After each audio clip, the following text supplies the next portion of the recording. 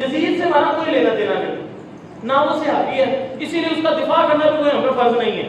کوئی دفاع کرنا چاہتا کرے، نہیں کرنا چاہتا نہ کرے، یہ اس کا مسئلہ ہے. لیکن میرے بھائیوں ایک بات یاد رکھیے گا، یہ پوری ایک چال ہے، پروپیگنڈا ہے. کرتے کیا ہیں؟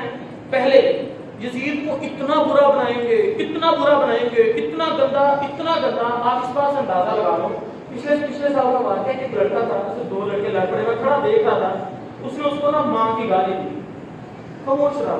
اس نے اس کو اس کی بہن کی گندی گالی دی، وہ لڑکا پھر بھی خاموش رہا. آگے سے تو میں بس کر رہا ہے.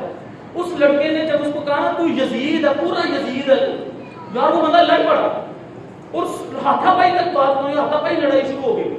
میں حیران ہے کہ ماں کی گالی بھی برداشت ہے، بہن کی گندی گالی بھی برداشت ہے، یزید کہنا اتنا اس کو برا لگ گیا.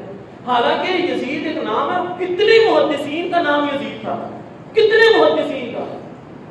بہرحال اب میں حیران یہ ہوا، اس کا مطلب یہ کہ پروپیگنڈا کیا ہے؟ یزید کو اتنا گندا بناؤ، اتنا گندا بناؤ اور یہ ثابت کر دو کہ وہ باطل پر تھا، وہ کفر پر تھا، یہ جنگ حق اور باطل کی جنگ تھی.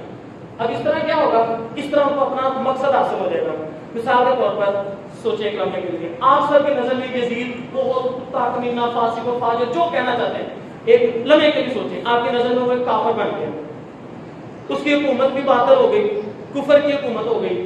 اب جب آپ کے ذہن میں یہ بات پکی ہو جائے گی، اب جب آپ کو یہ بتایا جائے گا بعد میں کہ لوگوں عبداللہ ابن عمر نے یزید کے ہاتھ پر بیعت کی تھی، عبداللہ ابن عمر لوگوں کو روکا کرتے تھے کہ یزید کے خلاف لڑائی نہ کرو، ارے لوگوں عبداللہ ابن عباس نے یزید کے ہاتھ پر بیعت کی تھی، اور 250 کے قریب صحابہ کرام جنہوں نے یزید کے ہاتھ پر بیعت کی. اب چونکہ آپ نے تو یزید کو کافر سمجھ لیا، اس کی حکومت کو بھی کفر سمجھ لیا، پھر آپ کی نظر میں یہ صحابہ کرام کیا ہو گئے؟ کافر کا ساتھ دینے والے، کفر کی حکومت کا ساتھ دینے والے. اس طرح یہ صحابہ کرام رضوان اللہ مجمعین کو گندا کرتے ہیں.